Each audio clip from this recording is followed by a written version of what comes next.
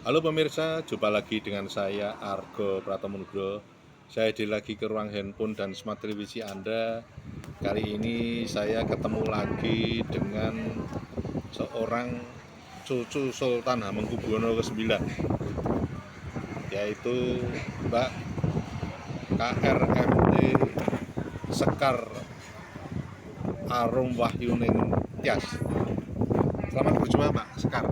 Selamat berjumpa Pak Argo. Jumpa lagi nggak bosan loh Pak.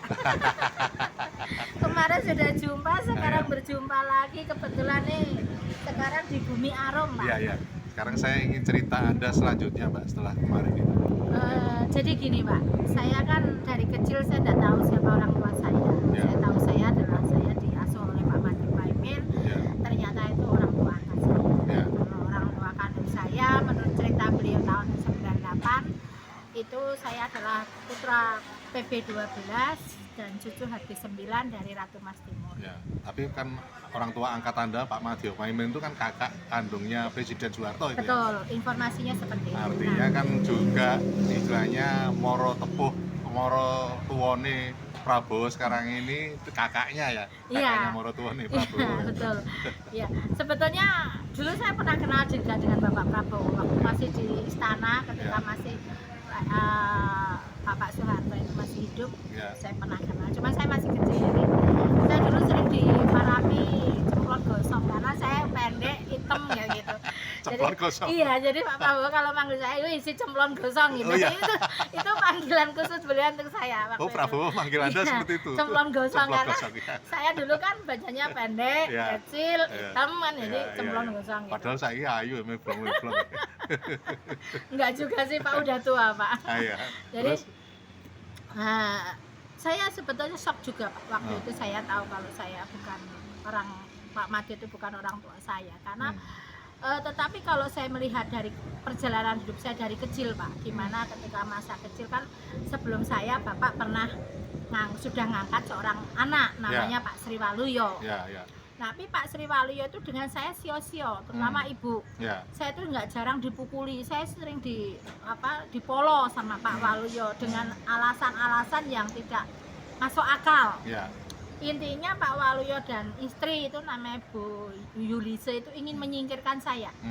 Pernah saya dipukuli sampai berdarah-darah, pernah saya mau dibunuh oleh beliau. Nggak tahu saya ini apa, bagaimana, saya nggak ngerti. Kenapa mau dibunuh gitu ya? Saya nggak ngerti karena memang begitu, dia tuh begitu bencinya dengan saya waktu itu. Karena waktu itu sebelum dia memukuli molo saya itu pernah juga beliau itu dikasih hadiah nama dari keraton KRT. Gitu kan, kita berhasil molo saya itu dapat sesuatu dari Harjuna Derpito atau dari keraton gitu. Tapi apa saya juga nggak pernah ngerti kenapa mereka seperti itu. Nah, siapa itu yang mukul itu?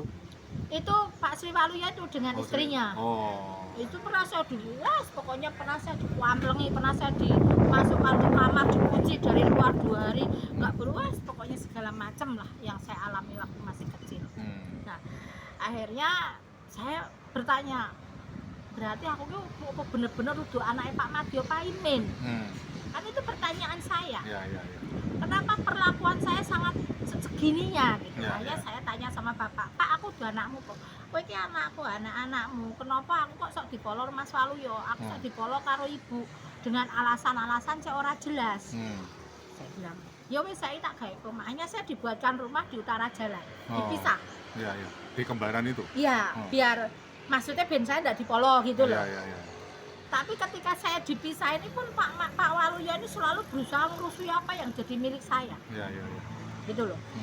Sampai akhirnya tahun 98 itu Bu Sri meninggal.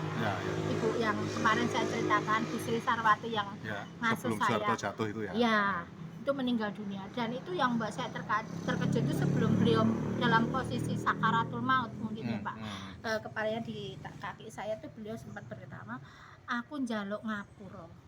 Aku mung sak derma dikongkon. Kon nyusoni kowe ning kowe dudu anakku. Kowe titipane saka kraton Solo.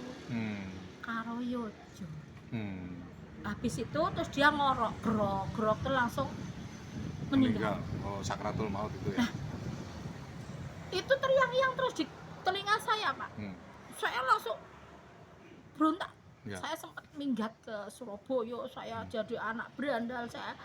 Karena saya berandal, saya merasa kecewa itu dengan keluarga 2 kali, Pak. Ya.